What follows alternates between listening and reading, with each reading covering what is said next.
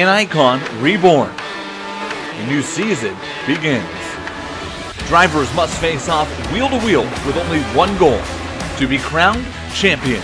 Experience the competition and the glory days of early 80s IndyCar action. Hear the song of 500 horsepower Cosworth engines. Watch as drivers wrestle these ground effects cars into submission. Without electronic driver aids, it creates the perfect combination of man, machine, and speed.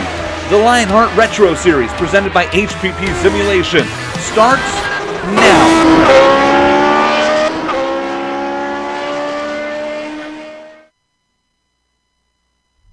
It's been a long month since these Cosworth engines fired up in anger, but the time has come after the summer break to get back to high-speed retro action. The Lionheart Retro Series Season 2 schedule returns to the Northeast United States for the Tower Rentals 175 live from New Hampshire Motor Speedway. Welcome to the Global SimRacing Channel and the Countdown to Green presented by the Sim Pit. GSRC will bring you all the on-track Lotus 79 retro action live as it happens. But first, as Soup likes to say, as cyberspace flows into your place over these 15 Streamy Award-worthy minutes, we'll bring you all the storylines, all the stats, and facts you'll need to appreciate the Tower Rentals 175 that will immediately follow as we count down to green. Good evening, I'm Adam Young, and joining me tonight in the box, flip-flopping roles as usual, Bill Soups on, our director, the legend, wait for it, Terry, I'm Jed Yaman, armed with cameras located, aimed, zoomed, and focused by GSRC camera guru, Dougie Beard.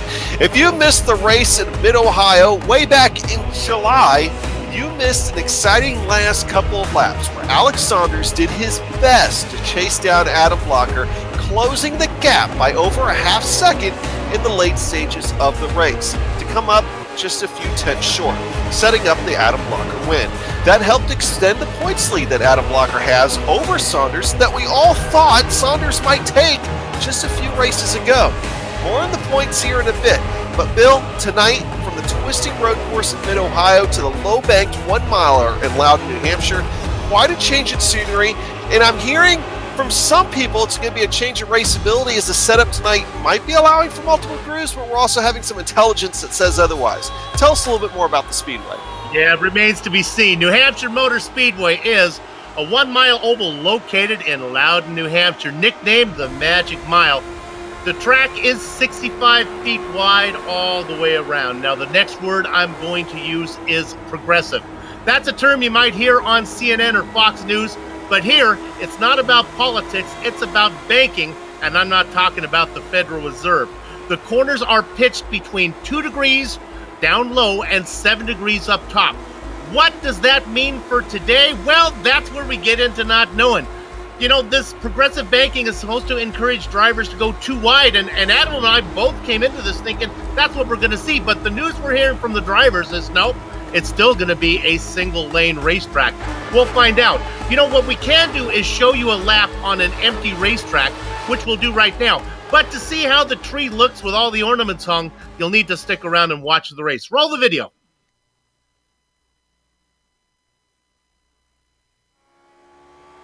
Hello everyone and welcome to the Global SimRacing Channel. I'm Brian Yazek, taking you for a spin around the New Hampshire Motor Speedway in the classic Lotus 79.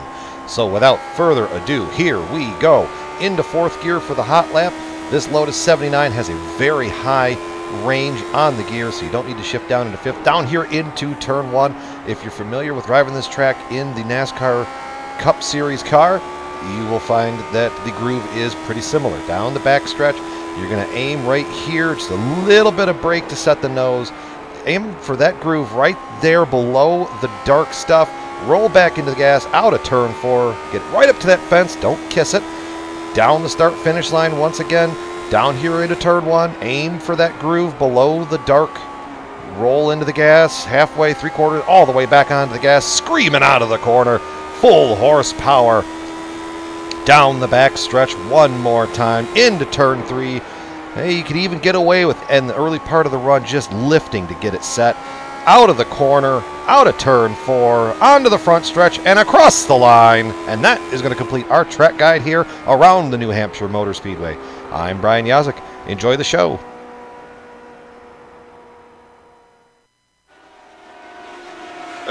couple of laps around New Hampshire Motor Speedway. And, of course, lap times tonight going to be in that 25-second range. So something to be looking forward to there. And, of course, tonight, Countdown to Green, brought to you courtesy of our sponsor, the Sim Pit, an entertainment channel dedicated to sim racing. Its mission is to bring you news, reviews, and information from around the world about sim racing hardware and software. It also focuses on what it takes to be a better sim racer with instructional videos and how-tos that will help your performance on the virtual track.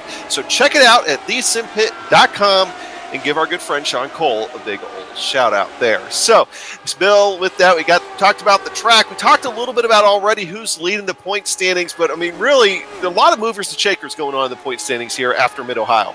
Yeah, here we go. Let's go ahead and take a look at it right now, and these, of course, are presented by HPP Simulations. The results reflect the best 8 of 10 possible results. In other words, taking into account 2 of the 3 drop races allowed for in the rules. Adam Blocker for Adrenaline Motorsports has 3 wins, but more important, and this is really key, has 9 top 5s. That consistency is why the Nighthawk Motorsports driver Alex Saunders is 38 points out of the lead, despite owning 5, count 'em, 5 wins. Now, the Candyman Dustin Wardlow sits in 3rd, but still winless for Raven Motorsports.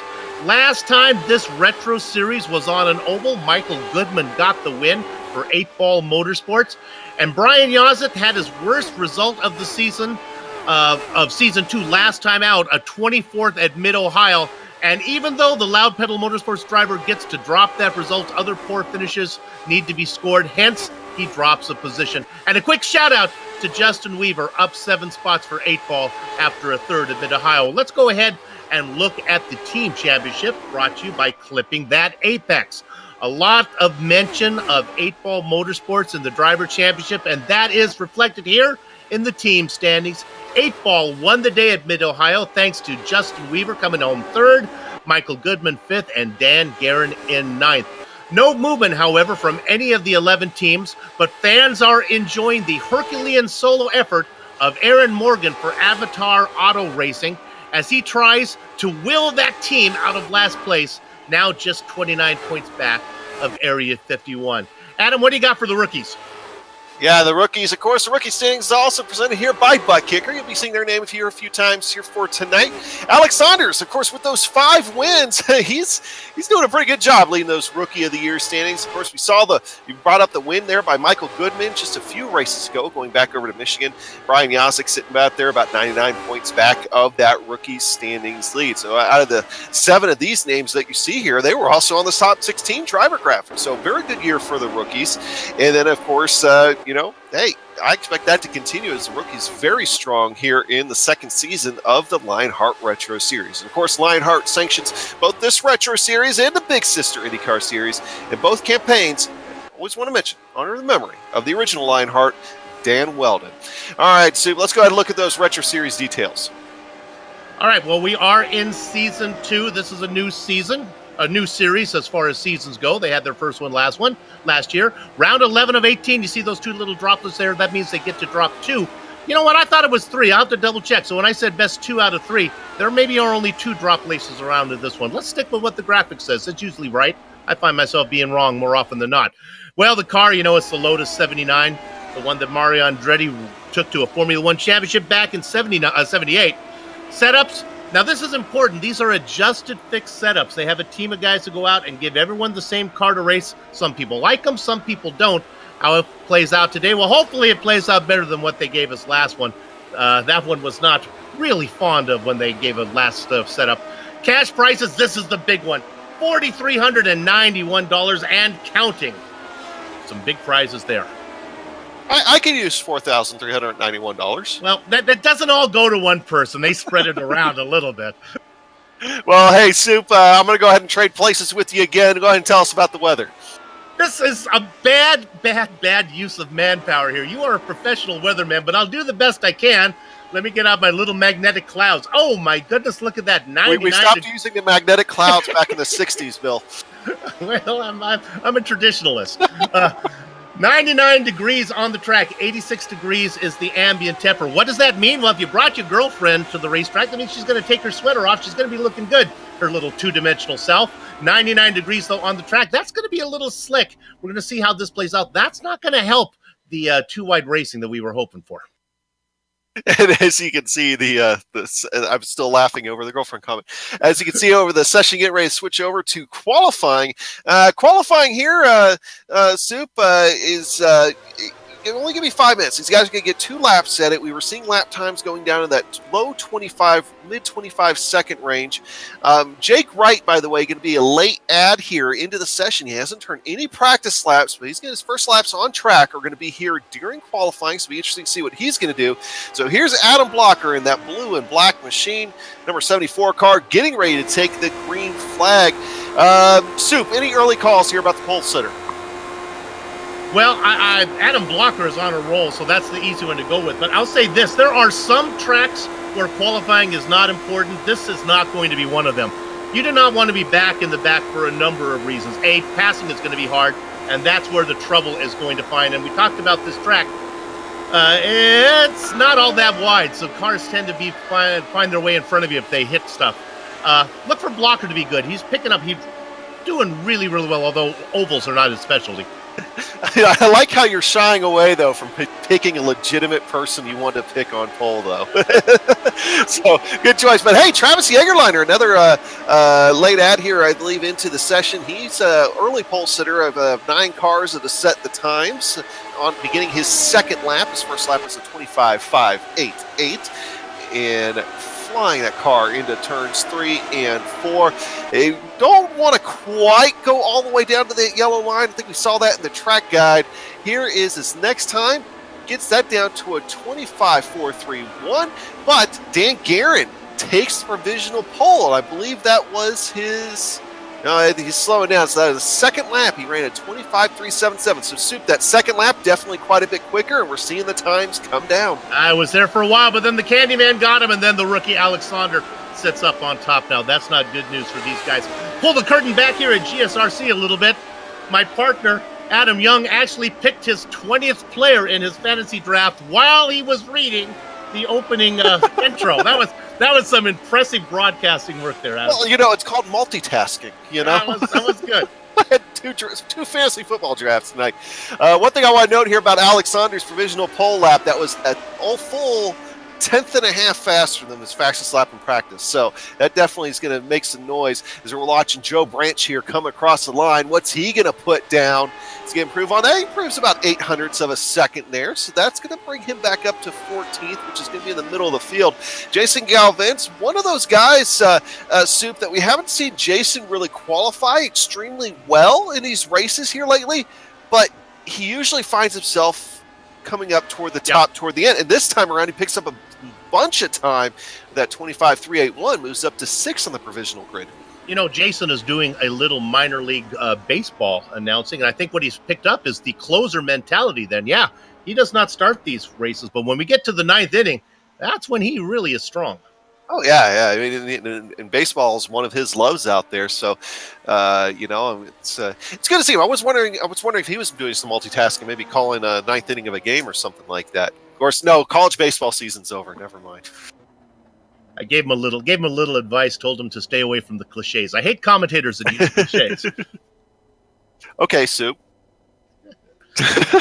So Alexander's still sitting on the grid, and I don't think we have anybody left on track. So I think it is safe to say Alexander's is going to be coming away with the pole here for tonight. Jake Wright did not set a time, so he will start from the back. All right, so with that, I think we can go ahead and start talking about that HPP Simulations starting grid here, Soup.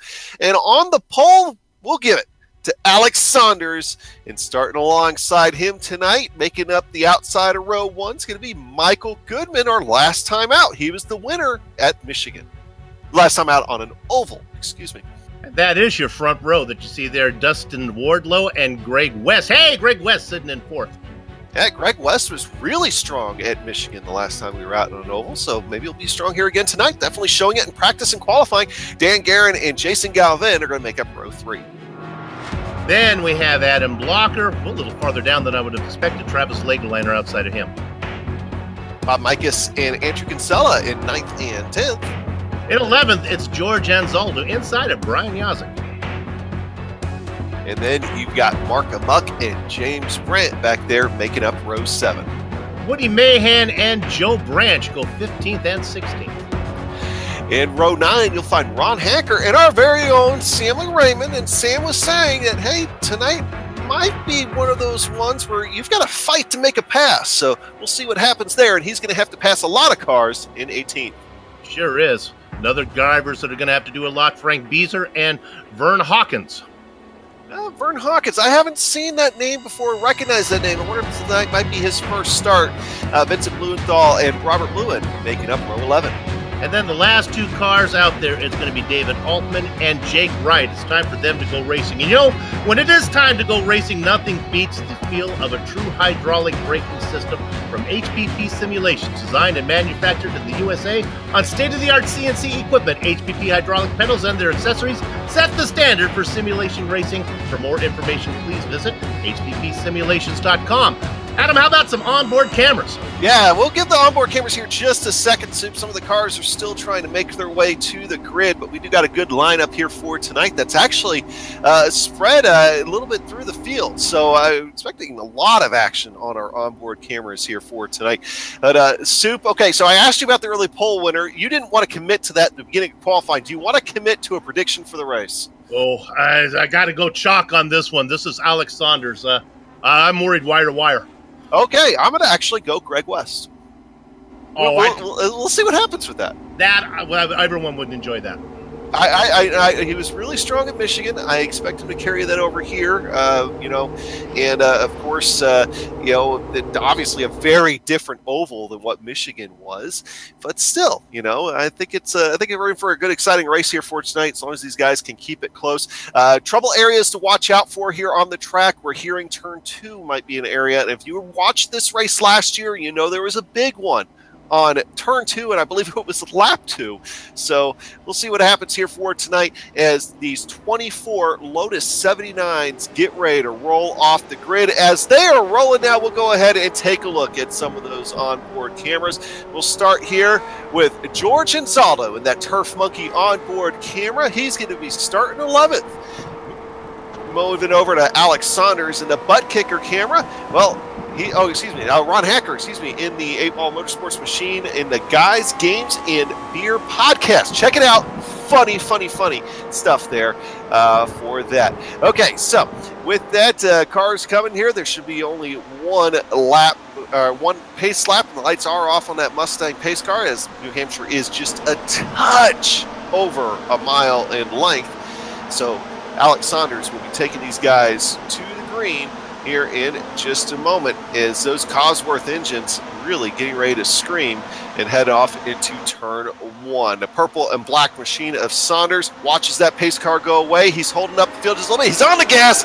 We are away for this 175-mile affair tonight. Alex Saunders gets a good jump on the field. He's going to take the lead going into 1, but Michael Goodman already under pressure from Dustin Wardlow. But Dustin Wardlow doesn't want to do any crazy moves just yet. He's going to go ahead and lag back. He's going to sit 3rd. So heading into turn 3, your top 3 is Saunders, Goodman, and Wardlow.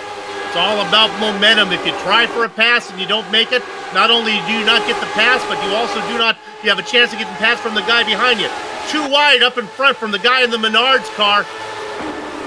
Yeah, Greg West trying to make that move on the outside of Jason Galvin, and they get close there, almost touch wheels, but Greg West is going to be able to take that position. So one thing I'm going to say that I think we'll see is that middle line really come into play here tonight.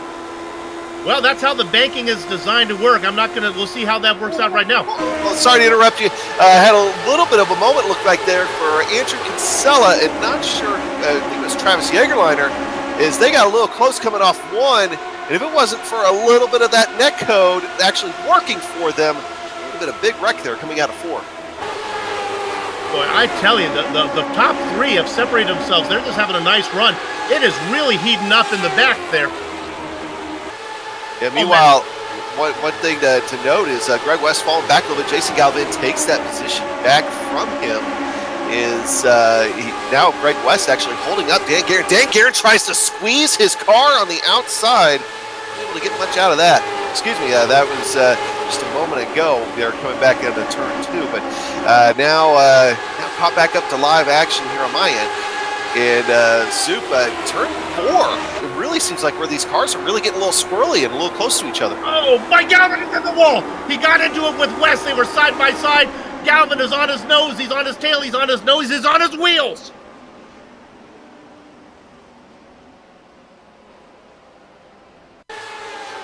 We're going to watch this happen. It's also worth noting that Dan Guerin went for a wild ride behind this one here, too. Look at Guerin first, as you'll see him lock wheels with Greg West, I believe that is, coming into 1, and he'll end up sliding up into the wall, and that's a wreck we've seen at New Hampshire before, I think, in both Indy cars and stock cars. You make a little contact going into 1, and you end up kind of sliding into the wall like that with hard contact. It was West and Guerin. My goodness, that was just not enough room there. Yeah, we're gonna ride along here with Dan Guerin for almost a lap. We'll kind of see how this develops as we come out of 4, and you see him get a really big run on Greg West. And 2 laps before that, he really tried to squeeze him on the outside and wasn't there. And this time around, tries to get that line, but just drifts up just ever so slightly, and then away he went. Big ride. Yeah, I had a thought in my head before that happened, and it was about Jason Galvin, who was happy. I'm not sure if it actually came out of my mind. Or if it's just it did. I thought there was something happened with Jason Galvin while I was focusing on Dan Guerin, but Jason Galvin is fine. Galvin is fine. So I had a Homer Simpson moment there where he was happy to get away from all of that nonsense and to be up there in 4th position because it was really hot behind him. Yeah, we're seeing a couple of guys in the back going ahead and taking some tires, including Altman. Bluin is back there. Joe Branch decided to come down pit road. So, these guys figuring out that maybe getting some 4 fresh tires might be beneficial here. I know the tire wear on these Lotus 79s isn't extreme, but it could also be a power play. Maybe they saw some things they didn't quite like. Maybe try to do the stock car super speedway strategy. Just kind of hang in the back, let things happen in front of them, avoid it, let things thin out a little bit. I don't know. Could be a couple different strategies in play here. Well, they tell me the tires are hard and they don't go away, and then the next guy's telling me that they do go away and they do matter. So I guess it's maybe how you race. I would blame it on setup, but they're all racing the same setup, so I guess you can drive the car a little harder than somebody behind you. Joe Branch, the leader of all the cars, have decided to come in and take a stop. He's back in 20th. Well, as nobody was a lap down when the yellow came out, it's going to be a very quick caution. Lights are already off on that Mustang pace car. So these guys will be getting the green flag here this next time by. Single file restart. Alex Saunders, Michael Goodman, Dustin Warlow, Jason Galvin, and Greg West are going to be your top 5 when they come back to green here in just a moment, Soup. It's hard to ignore a multi-time championship. So let's go ahead and talk about Wright. He's back in 23rd position. That's Jake. Yep, he started last, and I think he took a pit stop to kind of stay back there. So Alex Saunders taking the low line here, gets a good jump. He's away right before the green flag comes out. Big lead there coming into the line over Michael Goodman. And meanwhile, going back for 3rd, Jason Galvin trying to go to the outside here of Dustin Warlow. Well, obviously watching the broadcast, call me a closer, he says to the commentators. He's bringing the heat early here as he's working the top side. Yeah, Dustin Warlow fighting back really hard on the inside, though. But as we mentioned, that middle line might be the best place to be here, at least initially. That's what it's looking like. So Jason Galvin had the benefit there of the line, and he's going to take that position from Dustin Warlow. Meanwhile, just behind them, Greg West and Adam Blocker going at it. Greg West and Dan Guerin were the ones that made that contact just a little while ago. I'm sure that's fresh on their minds. Adam Blocker now underneath. He's going to take that position from Greg West. Greg West falling back just a touch once again as Bob Mikus is going to get around him. And Travis Jagerliner and Andrew Kinsella are now right behind him. Andrew Kinsella is going to go ahead and dive down to the inside. He's going to get a good run here coming out of 2 as Greg West drifts a little bit high. Oh, evasive action there as Travis Jagerliner had to take evasive action, and that made Brian Yauzik take even more evasive action. Turn 3 wide here, going down into 3 for Yauzik. Jägerliner and Greg West-Yazik thinks better of it and backs out. West made the top side work. Now, before the crash with Guerin, he was a little bit of the cork in the bottle in 5th place. Now, he's still slow, but maybe the car just wasn't feeling good after the contact. He was trying to feel out what he had. He's looking a little better now. Yeah, and sometimes when you make a little bit of contact like that, it can also be a situation with nerves. Maybe the driver just had to calm down a little bit, but while he's getting himself calmed down, behind him it's just getting intense as Travis Jägerliner has now found himself in a hornet's nest, and I think him and James Brandt almost just made contact right there. Great elusive move there by Brandon, the black car, to get away from the car that is stuck to the inside. My goodness, talk about getting freight trained. That's Jägerliner. Yeah, watching on Ron Hacker, the guys, Games and Beer podcast camera, right out over top of that rear wing. And wow, it is just a busy night out there here in the back half of this field. The top half of the field, well, no surprise, kind of what you thought. Alex Saunders continues to lead this thing, and he has opened himself up. It looks like an 0.8 of a second gap right now over top of Michael Goodman. So that's what's going on up front as the top 3 have spread out pretty well. In fact, actually, all the way back to Andrew Kinsella in 7th. They're all spread out pretty evenly. And then you get back to Greg West in 8th, and just from him on back, that's where the hornet's nest begins. If those guys are watching from Games, Guys, and Beers, it's August, too early for pumpkin ale. Just letting them know. You know, I love my beer. I just cannot get into pumpkin ale. Yeah, just saying. I'm with you. I love pumpkin too. You know, but I don't know about that. Anyway, sidetracking us there just a little bit. Bring up beer. I want to talk about beer. Mark Amuck almost got into the wall there coming out of 4. He's, of course, right behind Woody Mahan back there, and he's got his teammate Ron Hacker just behind him. Already seeing a couple different lines, and as you see, Mark Amuck actually got a really big run on Woody Mahan and had to back out of it, as these guys now are starting to go a little bit more single file until they get into some of these corners, and you start to see the different lines, and then they get back into being single file. It's trying to use what little bit of draft here that is here at New Hampshire to their advantage. Yeah, that train goes all the way back to Vincent Blumenthal in 17th. It's a nice from 10th position with George Anzaldo, Mahan, Amick, Hacker, Brandt, Ryman, Pieser, and Blumenthal, all in a nice little move down there. In fact, look at the guys at the back. The caboose is trying to get out of that last spot on the rails there. As he tries to get underneath, Pieser, not going to happen. Yeah, one guy that really need to look at or think about here, and got to see where exactly he restarted this race. But Travis Jägerliner, he restarted this race back in 8th position and has just gradually fallen all the way back to 23rd. So either his car isn't feeling right, I know he's going to kind of have a couple of close moments, or he's one of those guys that just decided, I want to be in the back for right now. So we have to keep an eye on him to see exactly what he's trying to do out there. But he's not alone back there. David Altman's back there. I mean, we've seen David Altman up there contending for race wins here this year, and he's right now back in 22nd. Of course, got Jake Wright back there in 21st. He's trying to make a pass to Robert Blewett, who is another one of those guys that has shown some speed at times, along with Joe Branch. So back part of this field is definitely occupied by some larger names. But going back up a few positions, it looks like Ron Hacker trying to pass his teammate Mark Amuck, and he's going to get underneath him and around him for 12th position. Again, this is where the action is on the track. The leaders are picking them up and putting them down. In fact, they're going to be looking at lap traffic pretty soon. To follow up on those guys in the back, remember, Joe Branch, Bluen, Wright, and Altman, they all stopped and took tires. They've gone nowhere, unless they're happy where they are. But they have made up no ground. They're still at the very, very back. Yeah, I got to think that right now, if you're wanting to get up in front of the field or try to make some moves, you've got to do it very early on, right after the restart. My. That was Woody Mahan trying to go underneath Anzaldo. It didn't work, and then the car got really squiggly. Woody got it going in the right direction. Oh, clipping that apex almost clipped George Anzaldo. Of course, we restarted this race going back on lap 8, going on to lap 9. And so now we're about 15 laps into this run. So I mean, if we're seeing some guys get loose out there, they definitely need to take note of that. That's going to be the trend here for tonight. Now, these guys, we are expecting 3 pit stops here for tonight for fuel. I mean, that's going to be, you're going to have to pit 3 times. And I don't expect these guys to take tires every single one of those times.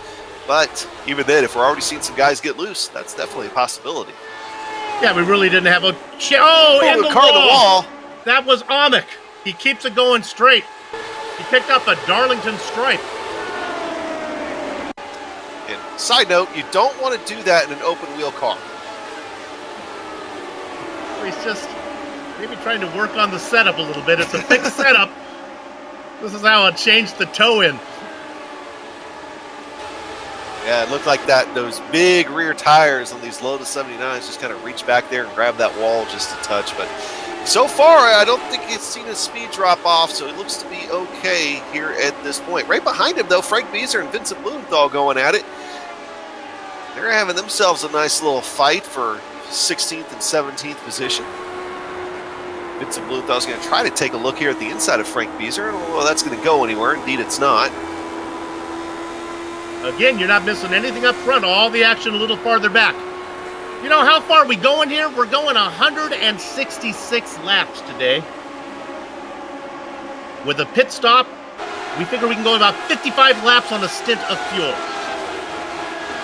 There you see the incidents as well. Yeah, so that's, 55 laps. Yeah, these guys will be, imagine at least on one of these pit stops that they'll be. And, of course, we're actually hearing they might be between 50 and 55 pit stop, 50 for 55 laps with some of the intelligence that we're getting from one of the drivers earlier.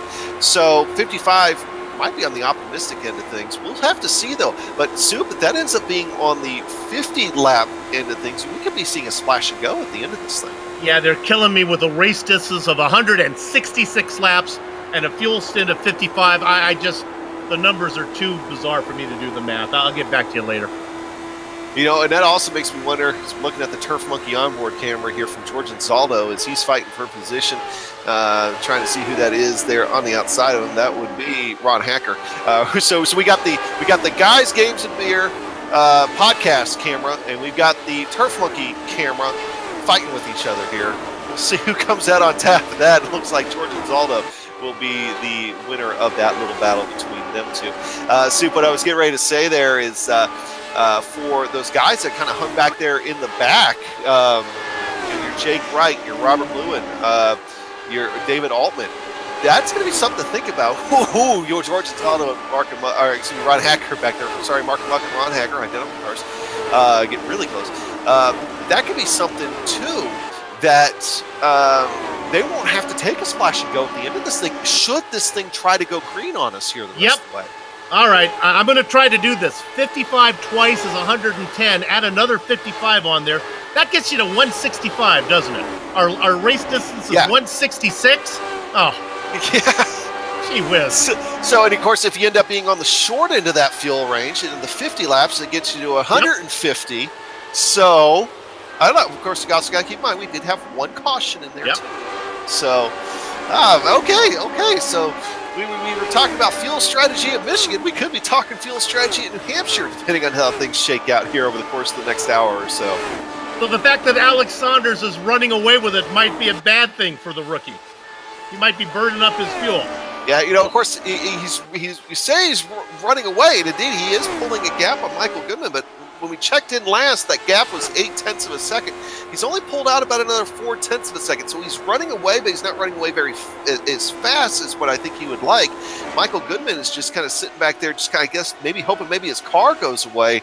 He's not terribly far back. He's at least keeping him in sight at this point. To be honest, the interval between all the drivers in the top 10 is more or less about a half a second. I'd say it's about 20 car lengths. They're just sitting back behind each other, putting in the miles right now. Yeah, and even in the back half of the field, things have calmed down. But those guys in the back half need to start realizing that Alex Saunders is now on the backstretch while Travis Jagerliner is getting off the backstretch, and he's the last car in the lead lap. So well, actually, nobody's technically a lap down now with Dan Guerin out of the race. So everybody running is on the lead lap, and Travis Jagerliner is going to be the first one to possibly have a problem, and he's 0.6 of a second behind David Altman, which David Altman trying to make a move here on Jake Wright. So move David Altman up into the 21st position. I think David realized that, oh, leader's starting to come, we better get moving. Yep. Then Jake Wright powers back by on the outside. Yeah, Jake says, here's the pace we're going to run. Sit back there, and I'll tell you how to win this thing. If I would stay right with him. You know, a couple hard chargers. The best we can do is 5 positions. One of them is racing in 10th. That's Woody Mahan. The other one racing in 12th, Ron Hacker. Just goes to show you how hard, this from that alone tells you how hard passing is here. Hey, you know, we also want to bring up too Samuel Raymond. Of course, one of our very own here on GSRC. You'll hear him sometimes here on the channel. He's out there. He's been running a very consistent season. He's been able to just kind of sneak into onto the boards too with the point standings, but he also only has 8 incidents so far this entire season. He is leading the Clean Driver Award with only 8 incidents. So, knock on wood, at least if MDF board counts as wood, that we don't jinx him or anything on that one. For a guy who broke his ankle jumping off a 2nd-story balcony, that's pretty impressive. You would think a guy who had the intestinal fortitude to do that would have more incidents, but I guess not. Maybe he learned his lesson. Yeah, okay, so just checking that gap now between Travis Jagerliner and Alex Saunders. It is definitely starting to close up now, as Alex Saunders is a good half-second a lap faster than Travis Jagerliner. I'd say he's probably going to get him here in maybe the next 8 to 10 laps. So we're starting to see cars going a lap down here before too long, unless we see some sort of caution. And the bad news for Saunders is he's not going to get them one at a time. If we can go ahead and look on the guys back there, they're in a bunch. Jagerliner is right behind. Altman is in there as well. Jake Wright and Bluen. And you gotta also put in account that you got guys back there like Jake Wright who have now recognized what's happening, and he picked up his lap times by almost a good 2 to 3 tenths a second here in just the last couple laps, realizing, hey, the leader's coming. Okay, don't want to go a lap down in this thing. Got to get moving. Well, he didn't come in for that pit stop with the intention of having the leader come all the way around and lap him. He would like to pick up the pace right now. But this is going to be good news. Maybe the opportunity for Michael Goodman to get back into the hunt for the lead. Yeah, as watching as on board Jake Wright, you see he's having a whale of a time trying to get around Robert Bluen. All right, so now looking at Michael Goodman there, of course, running in second, and you see that he's got about 1.2 seconds. He's behind 1.2 seconds from Alex Saunders, and he's put on over 2 seconds, almost 2.5 seconds on Jason Galvin. So top half of this field still very spread out. Those guys have themselves a pretty good clean race here so far. It has turned into single file. Everybody's just trying to bide their time, trying to run as hard and fast as they can, realizing that lapping is getting ready to happen as Alex Saunders has just controlled this race so far. You know, Soup, I didn't think Alex Saunders would leave this thing flag to flag, but if he ends up doing it, you called it, sir. Yeah, I have my moments. I've retired out of the world of gambling. Somebody let my bookie know so he can stop coming around. You know, Travis Jagerliner, these guys, if they can just hang on for maybe another 8 minutes or so, Saunders is going to have to pit. This is not true. sure if they're going to be able to do that, but Saunders is working lap 43. Now some of that's under yellow. I think he's going to get there before it's time. And don't look now, but Michael Goodman has stopped the bleeding on the gap between him. I mean, he's running nearly identical lap times now to Alex Saunders. In fact, actually gained, look right there. He's gained about 1/10 of a second here the last little bit. The way the cars are spread out, I'm telling you, it looks like I can almost see the dirty air coming off the car in front, slowing the guys down. And I wonder if Saunders is going to have a little trouble now that he's got a car in front of him. Let's see how that car rides. Yeah, it is like he is definitely in the range of being in the draft now, Travis Jagerliner. So that arrow push could very well start to become a factor, and I think that's part of the reason we're starting to see Alex Saunders and adjust his line ever so slightly. He did start to go about a lane lower than what Travis Jägerliner was, and that's going to continue. As Travis Jägerliner actually drifts a little high right there, going through 3 and 4.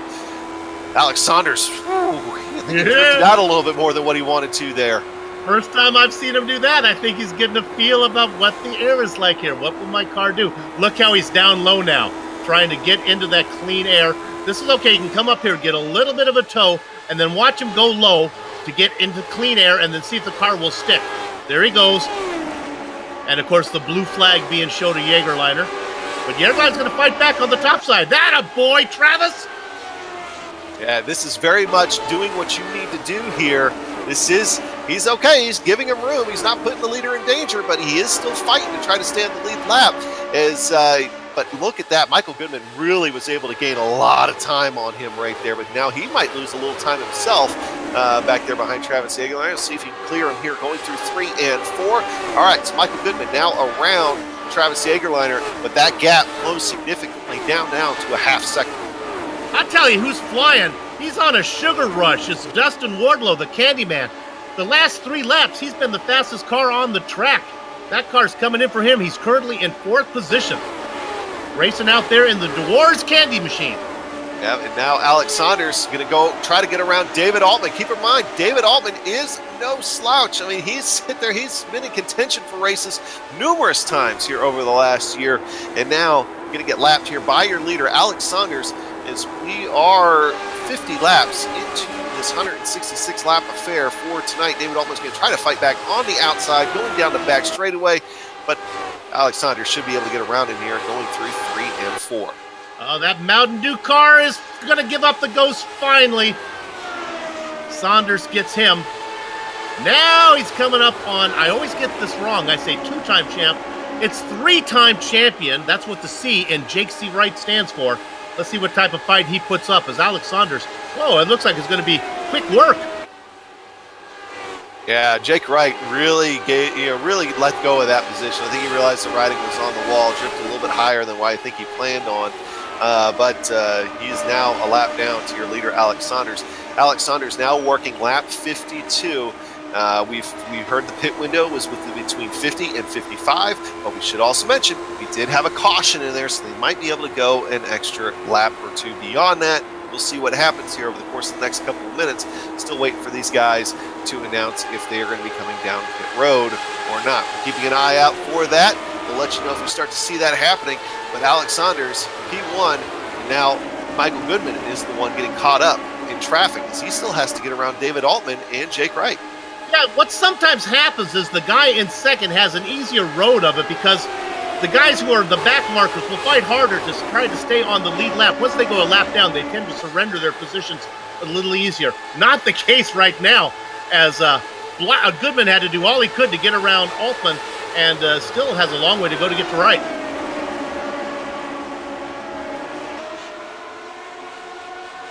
So there you go. And of course, as those guys have started clearing lap traffic and the fact that well, how about this? Jason Galvin getting around Dustin Wardlow. Oh, come on. I just praised him about how fast the Candyman was going. Next thing I know, now he drops a position. Yeah, drops a position in quite a bit of ground. We were looking at the first and second here going through lap traffic, and I'll be honest, we missed that just a little while ago. So move Jason Galvin up into 3rd position as he's been laying down some crazy good lap times here the last little bit. And he might have an easier time piecing through some of this lap traffic. He does have David Altman now in front of him. So Dustin Wardlow, just wonder maybe if the car's gone away here in a little bit of the last stages of this fuel run. All right, so keeping an eye on our leaders, we're waiting for them to try to come down pit road. Keep in mind that pit road entry here can be a little tricky sometimes. Coming off forward, you really kind of got to dive it down into pit road and make sure that you get underneath the speed limit when you do. Alex Saunders now coming around to 57. Here comes Jason Galvin, who's going to test out that pit entry. He does a good job. You know, you talked about Dustin Wardlow. I think those fast laps came at a price. I think he burned off his tires there, putting those in. That's why he fell back. But now he's in, and right behind him is the Candyman. All right, so green flag pit stops. We're hearing you're going to lose about 31 seconds coming down pit road and everything, as our leader, Alex Saunders, is now coming down. So that's going to be right about a lap in 6 seconds. That's going to be what you lose coming down green flag pit stop. So that's going to buy those guys that were in the back a few laps here for maybe something to happen and maybe trying to be able to do something and see what they can do about staying on the lead lap. But the problem is Michael Goodman has stayed out. We'll see if Michael Goodman comes down pit road this time. Think about these numbers, though, Adam. They're making their pit stops on lap 56, 57, and 58. Yeah, that's great, but there was a yellow flag in there. These guys are really close to that 55-lap number. Maybe now that they go 58, maybe they're okay, but it's still going to be tight for these guys. Yeah, we still don't know how much exactly they saved running those yellow flag laps. And also keep in mind, though, too, Soup, that was a quick yellow. If we end up with a yellow now with a few cars a lap down, well, they were a lap down. Once they go back a lap down, if we stay green, the caution will be a little bit longer as well. So still a couple things that can play out here, but either way, definitely things shaping up to be interesting as Michael Goodman is rolling again. We're watching Vincent Blumenthal coming down pit road into his box. Watch the car go up on the jacks. Woody Mahan pits from the lead.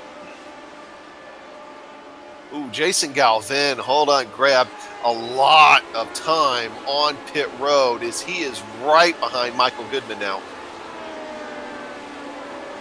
Joe Branch and Robert Bluen, Jake Wright, the guys who can go long. Remember they did that early stop.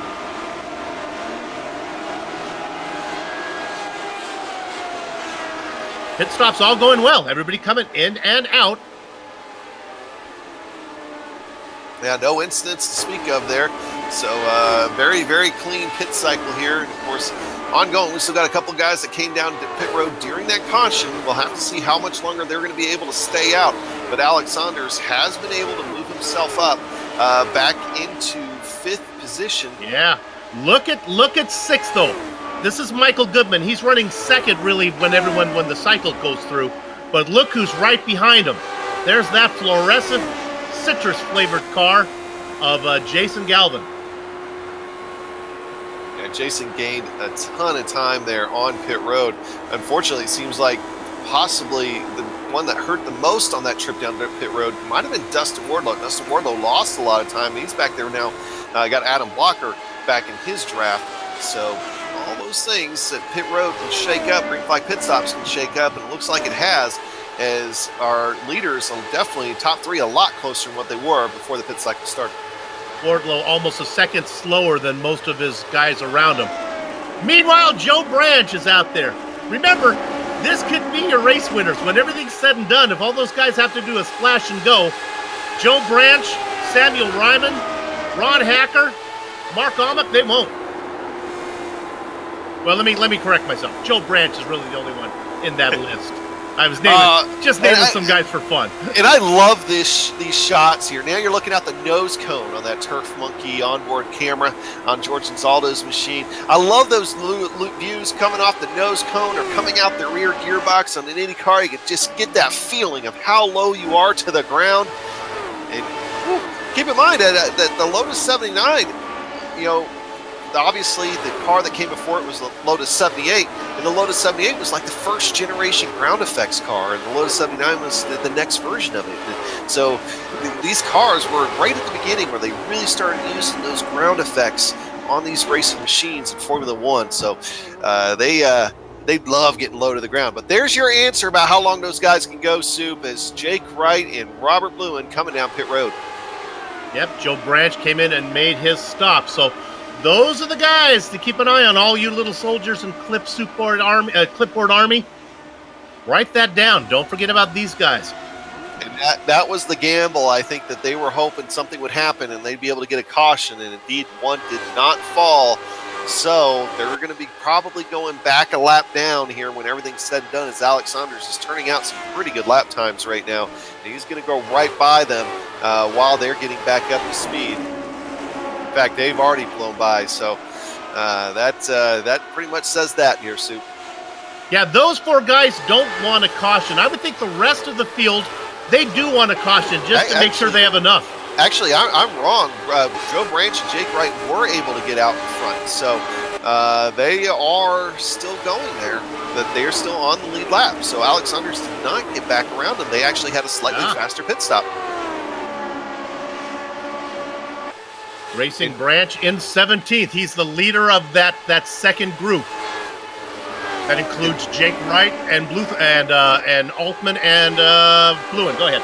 All right, so time still for something maybe yellow to come out for whatever reason.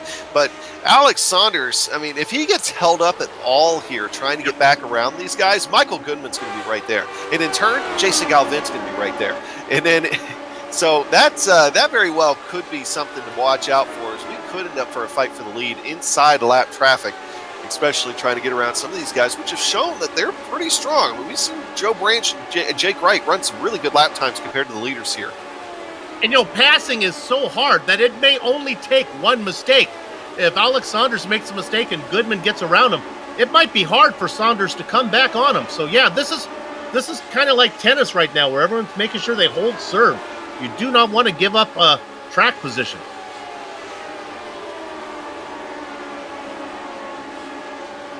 Probably, we talked about those guys that are out there that are real close on fuel. They would want to yellow. Probably they want to yellow, and probably the only other people who want to yellow are our sponsors. So we have it all set up that we're going to give them a little love every time we come back from a yellow flag. We love you. We'll get to you. Okay, so we're in the midst of a long green flag run here. You know, these guys have been going now, I believe, consistently since I can't remember what lap that came back to green on lap 9. So we're through the green flag pit stops. We're going to go ahead and take a quick break here on GSRC before we set up maybe for the next round of green flag pit stops coming up in a little bit. We'll be right back.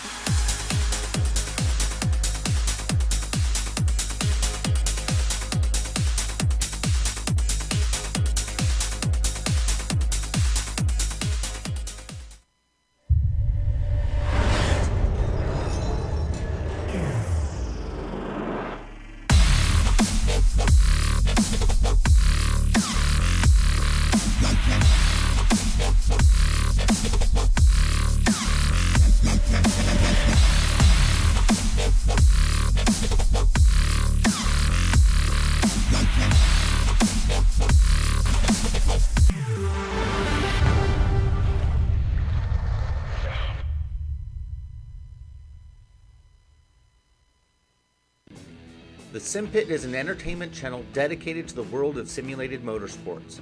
The Sim Pit is a leader in providing the sim racing community with news, reviews, interviews, DIY pieces, and instructional videos to make sim racing a better experience for all. Check us out at thesimpit.com or go to YouTube and just search for The Sim Pit.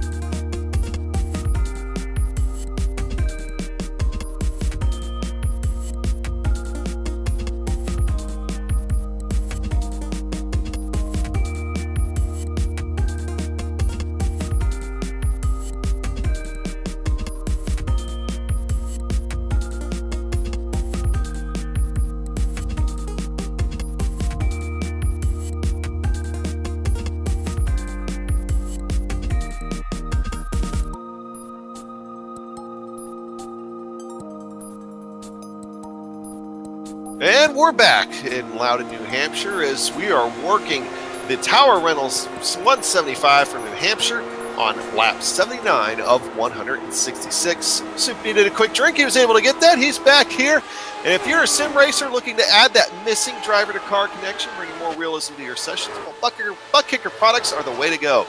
A butt kicker removes actual mass, producing a haptic immersion. It's powerful and accurate. See all the family of products at thebuttkicker.com. Use the promo code LION20 to get 20% off your order. Now, while we were at break here real quick, just so you know, we still watch the action even when we're on break.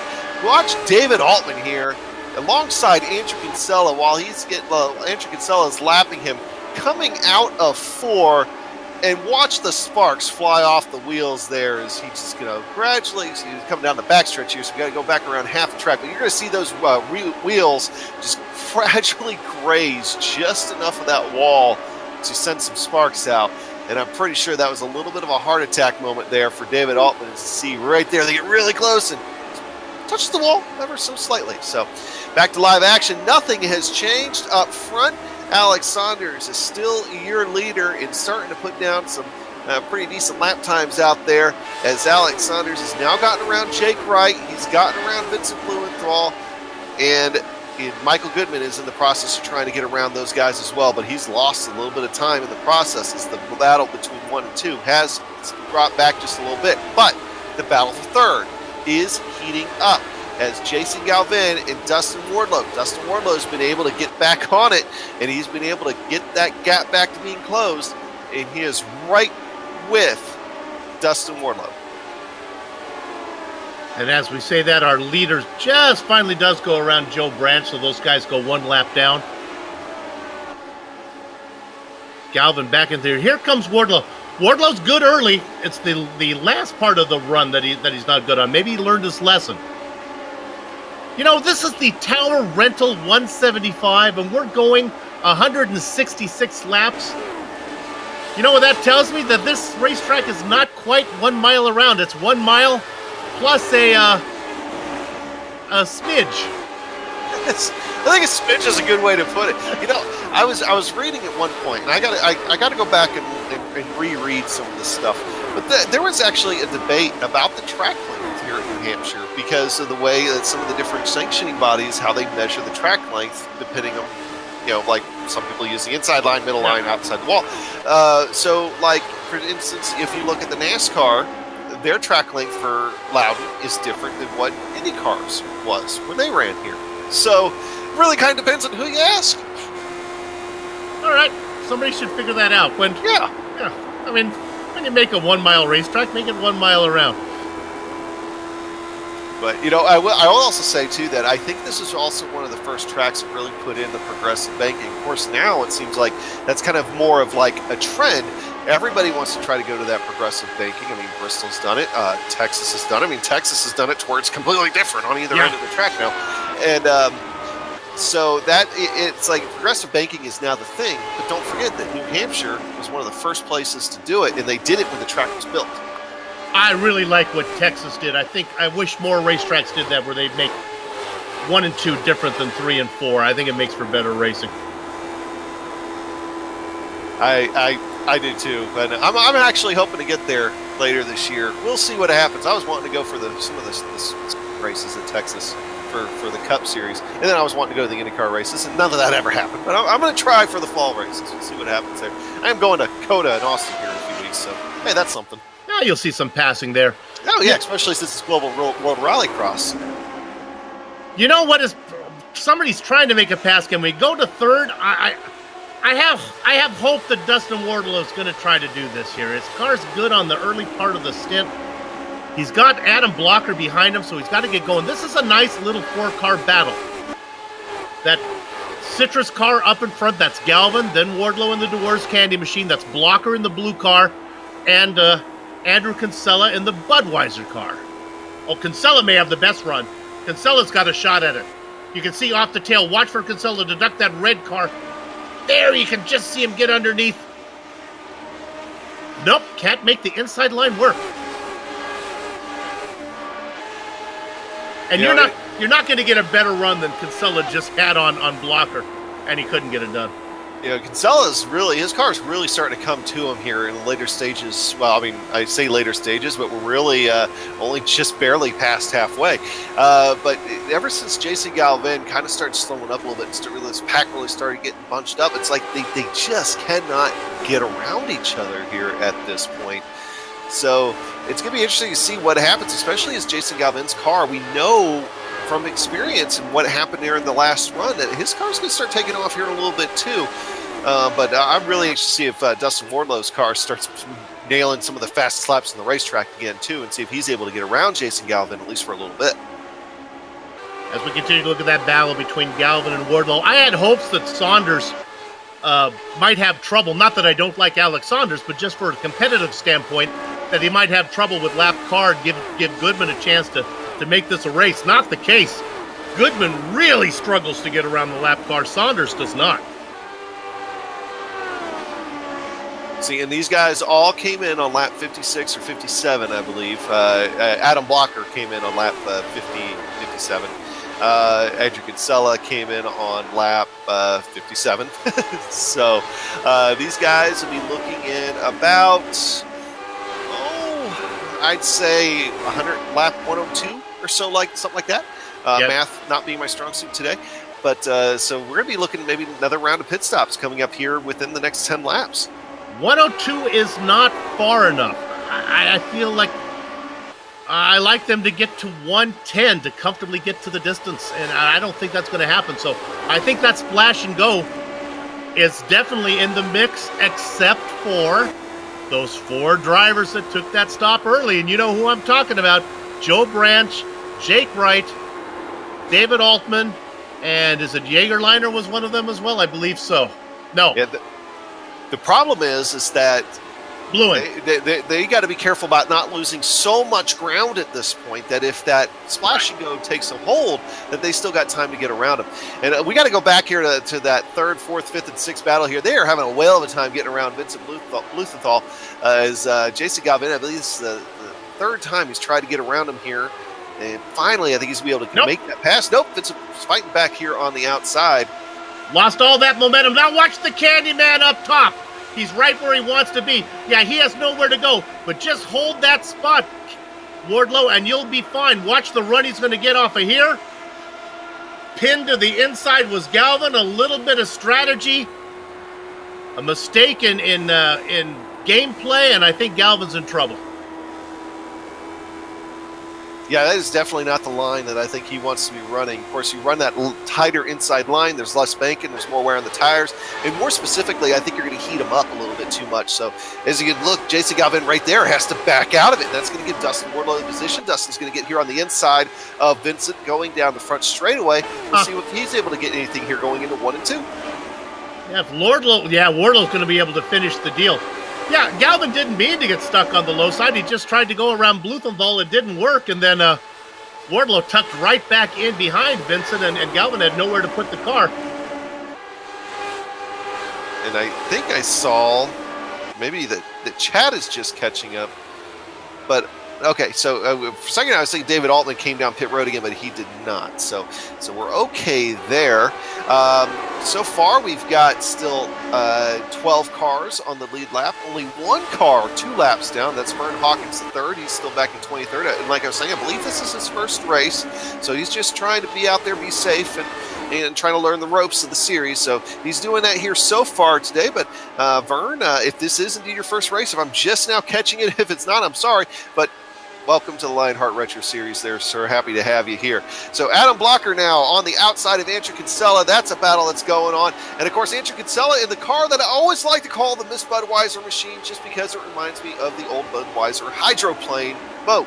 And look who is trying to get into that battle now. Oh, hey, that's Brian Yazik back there. And don't look now, here comes Bob Mikus as well. So we are now back to a big battle as those guys really still trying to get around Vincent Blumenthal. Vincent Blumenthal now on the outside there, and he's going to give away a couple of different spots. He's off the gas, letting those guys go by. Bob Mikus is the last car of that group that's got to get by him, and that should happen there relatively easily.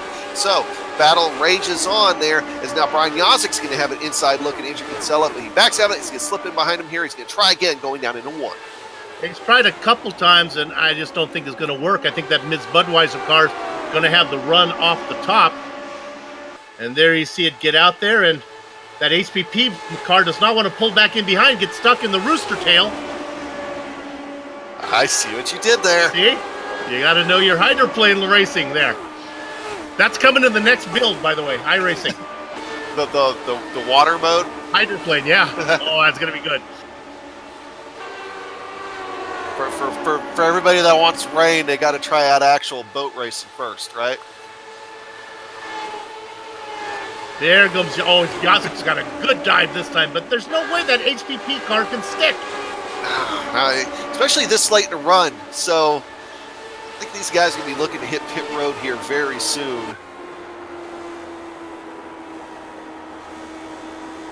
Now remember that those guys are still behind Branch and Wright. Yes, that Goodman has got around those two, and so has Saunders, who's just putting cars one lap down like there's nothing to it. But yes, in fact, Saunders just got around George and Zaldo, so now only 11 cars left on the lead lap, and he got a little ways before he catches up to James Brandt. So that'll be the last car he puts down the lap, maybe even on this pit cycle here. As we mentioned, he's now working lap 105, and you can see the gap that he's been able to open up there with Michael Goodman.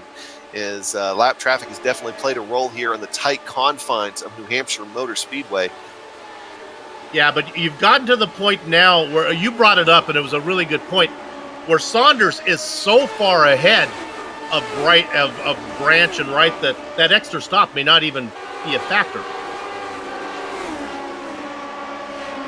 Yeah, I mean, of course, you know, these guys just trying to get to the next plane. Hey, you know, since we're just on a lot of green flag runs here tonight, we want to make sure we get our sponsors in. And of course, race sponsor here for tonight, well, is Tower Rentals. Of course, we want to give them a big shout out for sponsoring the Tower Rentals 175 here for this evening. If you're curious about them, they supply businesses and contractors with rentals of heavy machinery and equipment for any construction job. So definitely check out Tower Rentals. So thank you once again to those guys here for sponsoring tonight's event. All right, so there you go. There's Andrew Kinsella and Brian Yazik still going at it. Brian Yazik just cannot complete that move here just yet. At this point, you have to wonder if Brian Yazik is going to keep trying, or is he going to maybe try to get him on pit road here in a little bit? Yeah, Saunders is just so good as we ride on board with Yazik, looking up at Kinsella. There's Galvin, Wardlow. They continue to fight. They're basically not going anywhere. Kinsella, Yazik, Bob Mikas now. It's a 5-car train. They are trying to go somewhere. I give them credit for trying to make a pass. And meanwhile, we don't need to go back and take a look, but Mark and Muck had a big moment running in 13th position. Really got into that turn 14 wall hard, but it doesn't look like there's any damage on the car. And he didn't lose any spots, so he is out there in 13th. I think he's really wanting the pit cycle to begin, and it will here any lap. We are just waiting for cars to start hitting pit road. As you look at Brian Yazik there going down at 3, looking out the rear there of the Adam Blocker machine is that nice side-by-side battle there with Yazik and Kinsella. I actually do have a clipboard, and that's the 3rd time that I think a muck has been in the wall. Amok.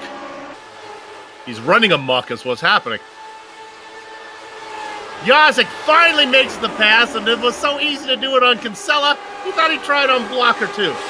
He might just get him here. Not quite though, as Adam Blocker's going to get that big run on the outside. Hey, Soup, you know, Alex Saunders just hit lap 112, so that would put him outside the window of needing a splash and go at the end of this thing. I think he is good to go from here. And I think that would make the rest of the leaders pretty good as well. So he's going to come around for lap 113. That fuel tank's Galvin. What's going on with Galvin's coming down pit road. So first of the takers, and that's Dustin Wardlow in front of him. And I think that is Greg West back there as well. Yeah, Galvin was first to pit last time, so he's going to be first to pit this time. But that does make him safe, I believe, from a stop and go at the end of this thing. Splash and go, rather. Not going to be penalized, of course, just a splash and go. But Alexander's still out there making laps. Oh, Dustin spins it into the grass. That's going to cost him a lot of time. We're going to ride on board here as Alexander's, by the way, making his way down pit road right now. We're going to watch Dustin Wardlow's here exit. And this is tricky, Soup. And he just gets on the gas just a touch too hard on the apron and slides it down in the grass. And I got to be honest, he's lucky he wasn't going a little bit faster, because sometimes it's really hard to keep it out of those tires right there, protecting that concrete wall there on the exit of 2. So Dustin Wardlow is going to lose a lot of time, maybe a few positions, but he does still have a clean car. So we're watching Alexander's drop down, and he is away. We'll make sure his pit exit here is fine. Wardlow didn't. Go ahead. Go ahead, Soup. Wardlow didn't get hurt too bad with that one. Remember, he came in with Galvin, so he's got the car back on the gas, and he's still out there in front of Galvin. All right, so there you have it. So Dustin Wardlow, okay, just the time loss from it is watching Mark and Muck go ahead and come on down pit road. Alexander still definitely has the lead. Frank Beezer is now finishing up his stop. Woody Mahan finishing up his stop. Adam Blocker now on pit road. He's coming in. He was in 3rd position when they crossed the line, and he is on his way out of pit road now. And Soup, that's one thing I want to mention too, and you'll see it especially on some of these pit exits. These guys, the first time that they had to deal with the new blue cone and the new pit exit system that iRacing has was at Michigan. Now that's a pretty wide exit on pit road there, coming down in the apron and all that. Here, it really narrows up coming out of 2 between that blue cone and the wall. But I haven't seen anybody really have a serious problem with it here so far tonight, but it is something worth mentioning. Goodman cycles out in 3rd overall. He's going to be 2nd of all the cars that can go from here to the end. He comes out. I think Dustin Wardlow is going to be the next car. He's going to be 3rd once everybody comes in, ahead of Yazik. Yazik got around Galvin after the pit stop and Blocker. So remember those guys we were looking at. Wardlow, Yazik, Galvin, Blocker. Joe Branch is going to be coming down pit road, so he's the first of those guys that came in on that one yellow that we've had. Jake Wright's still going to stay out there. He's still hoping a little bit longer that something might happen, and Jake Wright was able to get back up into 3rd. He's got Marky Muck right behind him, Ron Hacker behind them. I'd imagine Jake Wright will be coming down here either this lap or the next lap, though. Yep. Well, he might be able to go for a little while longer. Not sure what the point of that would be, though, as nobody's coming in now, even if a yellow comes out.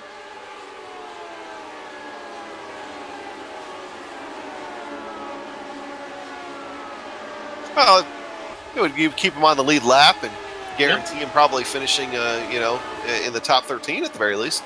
So that's something to happen. I guess the down would be what's the downside right now as opposed to what's the upside. Yeah.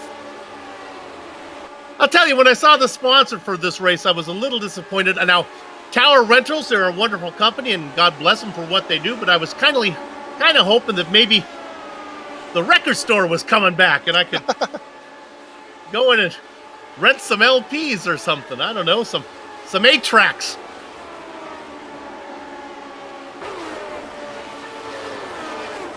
Goodman about 8 seconds behind Saunders for the lead.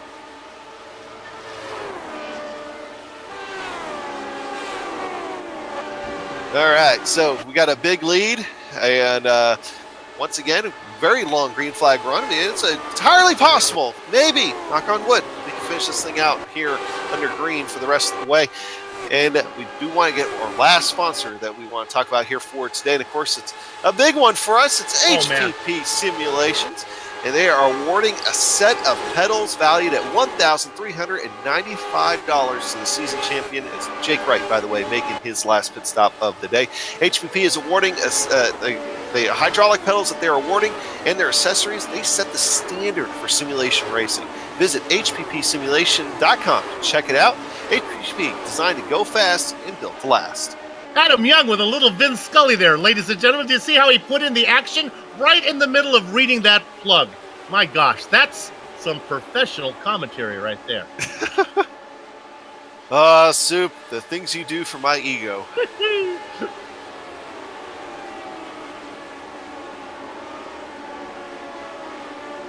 Well, I mean, as Alex Saunders has really been able to open this thing up and really start to separate himself out. You still have Michael Goodman and Dustin Wardlow that are within a second and a half of each other, so that's going to be a battle to watch out for as we come down here to the late stages. Yazik and Galvin will be something else to watch out for, and if they get to going, Blocker and Kinsella are right there as well. All right, now Alex Saunders didn't go wire to wire, but that was only because of the nonsense during some crazy pit strategy, but boy, he has been. Well, the NASCAR term is stinking up the show. That's just, he is just running away with this thing. And you know, there's been times where he's had to fight for it a little bit too. So, especially when Michael Goodman was starting to really close down on him in the middle of lap traffic. I mean, there was a little bit of time where I'm pretty sure he was starting to get just a touch worried as we're riding on board right now with James Brandt. Yeah. Him and Greg West are really going at it. Greg West, you know, he seemed like his car really struggled really early on. He hadn't been able to recover from it. So, I mean, he was my pick to possibly try to be the one to win this thing. It just has not been in the cards here for today for Greg West. I'm sure he'll be looking forward to the next time out here in just a couple of weeks. Hey, Soup, we're going back to Indy. Indy, that'll be good. 250 miles here in a couple of weeks. I'm going to get right into the 1979 spirit of Indy there. You think about Greg West. Here's a name that no one will know. I'm going to date myself right now. A guy named Bob Beeman. He went to the Mexico Olympics. He was a long jumper. And all of a sudden, he went 2 feet farther than the record ever was. The record lasted for like 4 decades. It's just one of those anomalies. Might have happened to Greg West here in his qualifying. He qualified up in 4th position. Maybe a little higher than he probably has a 10th place car, and that's where he's running right now, in 11th. Go ahead, Google Bob Beeman, ladies and gentlemen. After the broadcast, of course. Yes, don't want to do that now. Hey, you know, Michael Goodman in lap traffic there. I mean, now granted, it's still a 6.5 second lead, but he's shaved 2 seconds off of it with Alex Saunders having to fight through a little bit of lap traffic. And of course, he's got Dustin Wardlow right behind him. And this race will probably end right in the time that we know that Dustin Wardlow has a very fast car. So the battle for second could be on, folks.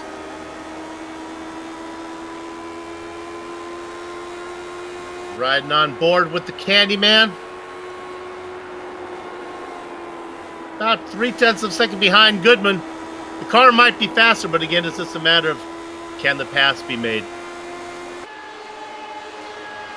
Yeah, as they say in oval racing, catching him is one thing, passing him another. Pretty sure they say that in road racing too. Milking the rooster, baby. I've been around long enough. I don't need to explain that one anymore, do I? Director? No, oh, we're good. We're good. Right. Good.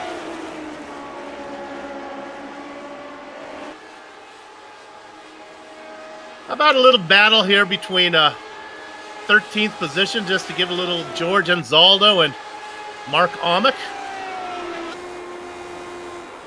And back there, Ron Hacker in 15th. Come on, Ron, make a pass. I think Ron's got a shot at this. We're going to see a pass here. Ron dives it in deeper than Buddha's belly button. I got in a catchphrase. And the pass is made. Woo. You know, that is just perfect for the Guys, Games, and Beer podcast camera. Like I say, if you've ever checked out a podcast, that was pretty funny. Oh, that's a good podcast. Maybe they'll use that for you there, Sue. Yeah, I have to give a little shout out to the sponsors there. So good for Ron Hacker. Gets it up to 14th. Apologies to half the world's population we just insulted. That's a good point. Might be due for a fatwa.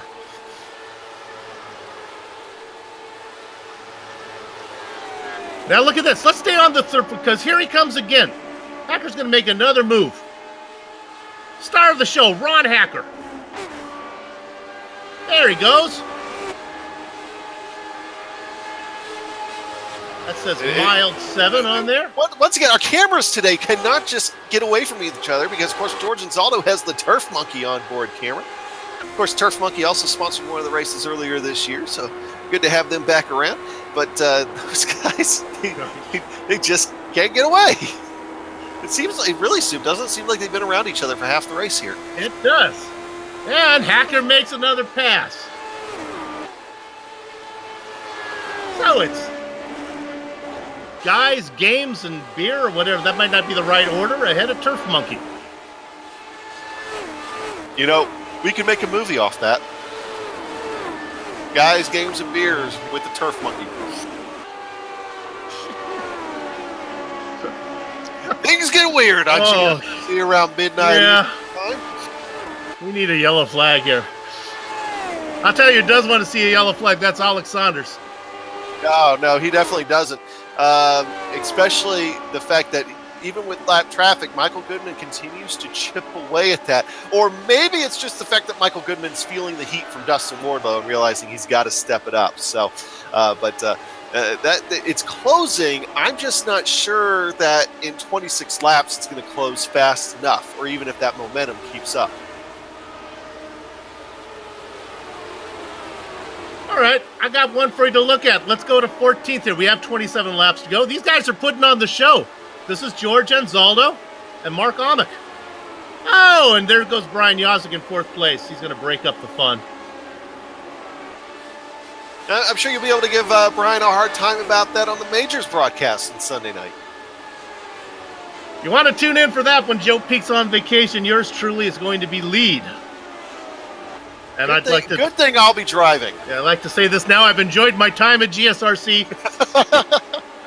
If that's my last event, well, it's been fun. Look at this. It's heating up. It's heating up. He's trying. He's living up. We said he'd be fast. He's going to do it. I'm telling you, Michael Goodman's either fallen off or well, I shouldn't say falling off. He might be falling off in relation to Dustin Wardlow, or Alex Saunders has fallen off. Maybe he's, like I said a minute ago, he might just be feeling the pressure from Dustin Wardlow, really having to step it up, is trying to get up there to see who that lap car is right in front of them. But, yeah, so got Greg West up there. Here it is. They're trying. This is the move we've seen before. If he can get in there and close that outside door like he can do on Galvin, if he can get up there right behind the lapped car and then hope that the 36 can hold off Goodman. Goodman is now forced to make this pass work. Oh, look at this. Candyman's going to come down underneath.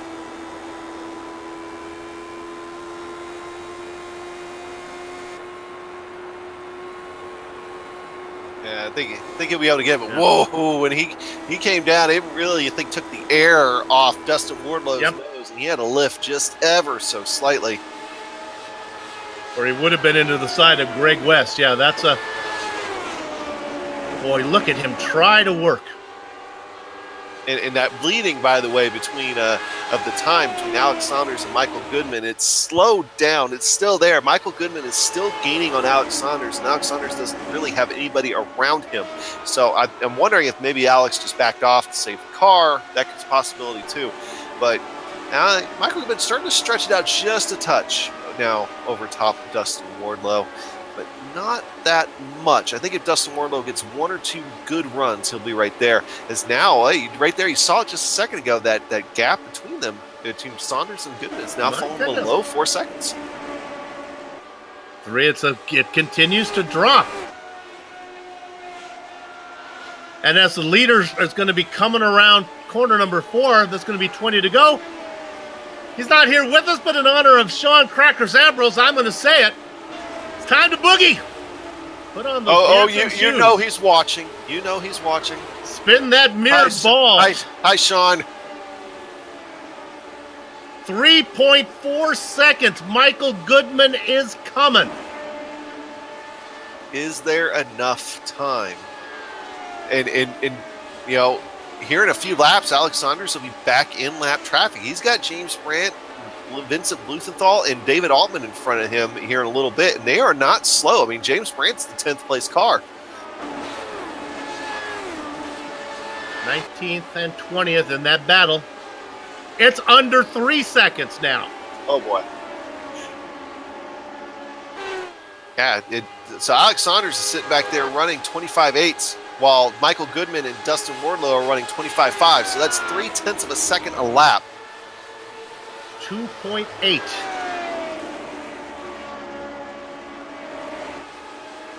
Kind of like watching the stock market ticker. Soup, it might not be done. I don't think Alex Saunders has this in the bag just yet. No, it's going to be it's going to be to the point where he's going to be in the draft, and that's kind of a double-edged blade there. He'll get the tow, but then he'll also get the dirty air that goes with it. But there is traffic ahead. That battle for 19th and 20th. 2.4. Sell.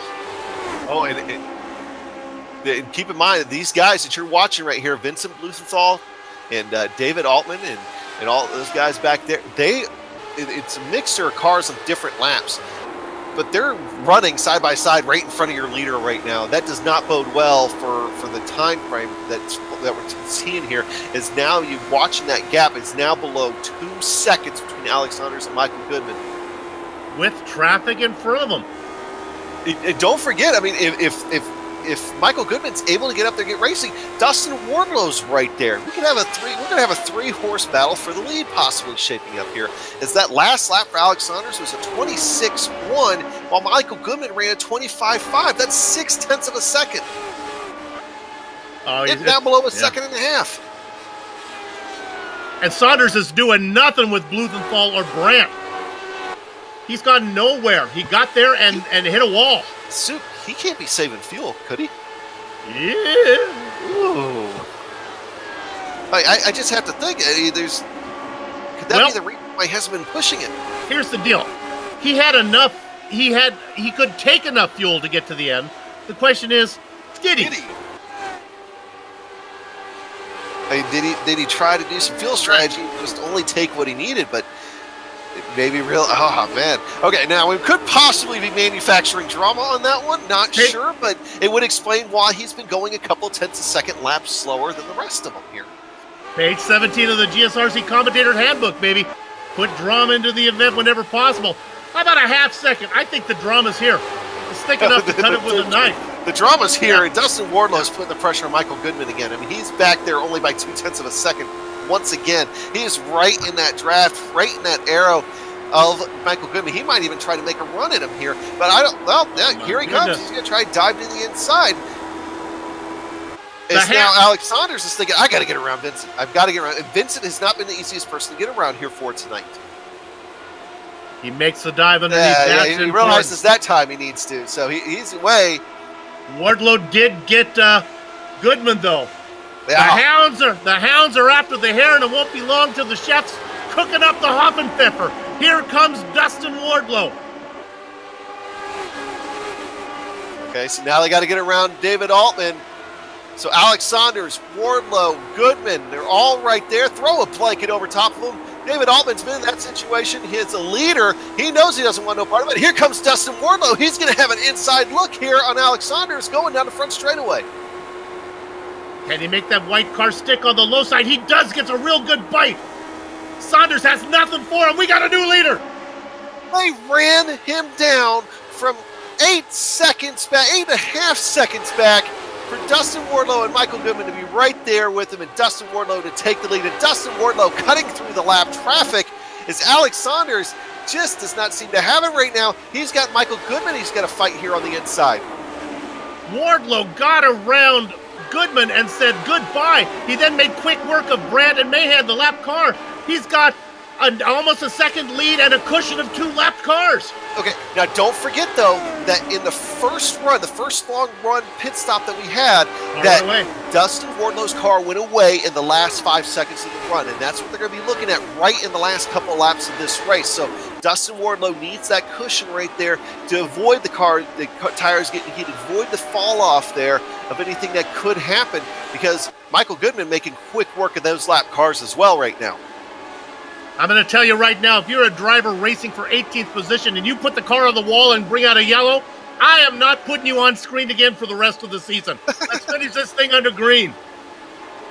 The car in 18th position, the one the pressure is on right now is Frank Beezer, by the way. But I don't think Frank's going to have that problem. Almost, I would say about a quarter of a straightaway lead right now for Dustin Wardlow over top of Michael Goodman. And by the way, Frank Beezer is right in front. That's the car. That's Dustin Wardlow getting ready to go around him there. So, and just to say, in Beezer's defense, I picked the number 18. It was random. I was not picking on Frank Beezer. There's Dustin Wardlow, who's able to make it. Dustin Wardlow showing he is the class of the field at the tail end of this race. They ran down the leader, Alex Saunders, previous leader, from 8.5 seconds back, and now he's got a 3-second lead over Alex Saunders and a 2-second lead over top of Michael Goodman. We're looking at a battle now between Brian Yazik and Jason Galvin. Galvin trying to nose ahead of Yazik there. I tell you what, we went back to green on this race back at lap 8 or 9, and we thought Alex Saunders was going to start running away with it, and here we are. Man, for a one caution race in New Hampshire, what a race. We were talking about rooster tails and tower records, and the next thing you know, something exciting broke out. And I'm going to eat my words by saying they did not have enough time to catch Alex Saunders, as they have just ran away from him now. But Michael Goodman's fallen off, having to get through the lap traffic. At this point, folks, I don't want to jinx him, but it is Dustin Wardlow's race to lose here with just a handful of laps to go. I think the battle on the racetrack is going to be between Galvin and Yazik for that 4th and 5th positions there. And just fantastic last 50 laps of this race has led to this. The Candyman, Dustin Wardlow, he's going to be excited when we talk to him here in just a couple of laps. He still has to finish those couple laps, though. We're coming down to 2 to go.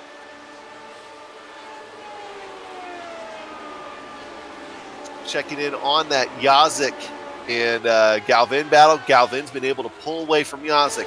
So now no active battles that I can see on the racetrack. We can follow our leader, Dustin Wardlow, all the way around as he is coming to take the white flag to end the Tower Reynolds 175 here in just a little less than a mile. So he comes through turn 1. Car looks a little squirrely, but it's okay. Get back out and be safe. He's going to go down the back straightaway. The class of the field of the last 50 laps, able to take advantage of some lap traffic, able to get around Alex Saunders, runs away with it from 3rd place to 1st. And swapping positions with Alex Saunders. That is Dustin Wardlow, your winner of the Tower Reynolds 175 here at New Hampshire Motor Speedway. Coming in second is going to be Michael Goodman, and rounding out the podium, thinking he had it put away, was Alex Saunders. So, racing is over here at New Hampshire, but our broadcast is far from done. We're going to take a short break. We'll return in a few minutes for the Plasma Tracks Victory Lane post-race show. We'll run down the entire finishing order of the Tower Reynolds 175, talk to some of the drivers, talk about some of the sponsors as well. We'll be right back.